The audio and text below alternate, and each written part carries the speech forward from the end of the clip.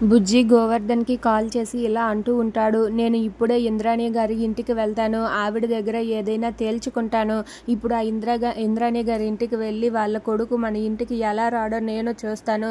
ఇప్పుడే వెళ్తున్నాను అని చెప్పి అంటూ ఉంటాడు. ఆ మాట వినగానే గోవర్ధన్ అయితే సరేరా బుజ్జి వెళ్ళరా, నేను నీకు అండగా ఉన్నాను అని చెప్పి గోవర్ధన్ అయితే వెళ్ళమంటాడు. ఇక గోవర్ధన్ వెళ్ళమంటంతో అక్కడ ఉన్న బుజ్జి అయితే వెంటనే తన జీప్ తీసి ఆ ఇంద్రాణి ఇంటికి అయితే వెళ్తూ ఉంటాడు.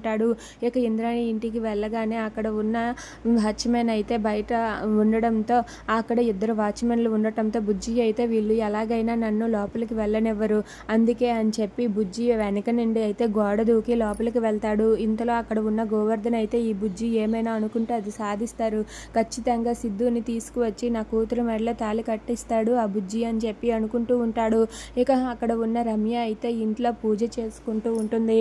అలా పూజ చేసుకుంటూ ఉండగా అక్కడికి అయితే బుజ్జి గోడ దూకి ఇంట్లోనికి వస్తాడు.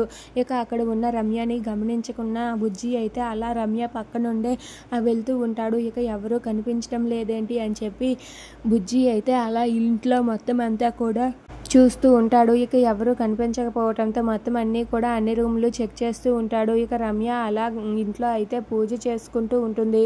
ఇక కింద ఎవరు లేకపోవడంతో బుజ్జి అయితే పైకి వెళ్తాడు. ఇక పైన ఉన్న సిరి అయితే స్నానం చేసి వచ్చి రెడీ అవుతూ ఉంటుంది. ఇక సిరి తన గదిలో రెడీ అవుతూ ఉంటే ఇంతలో బుజ్జి అయితే అక్కడికి వెళ్తూ ఉంటాడు. ఇక సిరి అయితే అలా తను జ్యువెలరీ పెట్టుకొని జడ వేసుకొని మేకప్ వేసుకొని రెడీ అవుతూ ఉంటుంది. ఇంతలో బుజ్జి అయితే రమ్య గదికి అయితే వెళ్తాడు.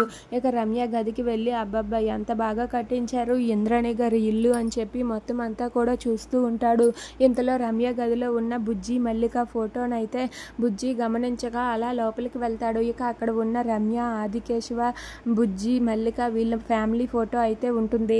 ఇక అది గమనించగా బుజ్జి అయితే అలా ఇల్లు మొత్తం కూడా చూస్తూ ఉంటాడు. ఇక తిరిగి అలా వస్తూ ఉండగా అక్కడ ఉన్న వాళ్ళ ఫ్యామిలీ ఫోటో అలాగే వాళ్ళ చెల్లెలతో కలిసి ఉన్న ఫోటో చూసి బుజ్జి ఒక్కసారిగా షాక్ అయిపోతాడు.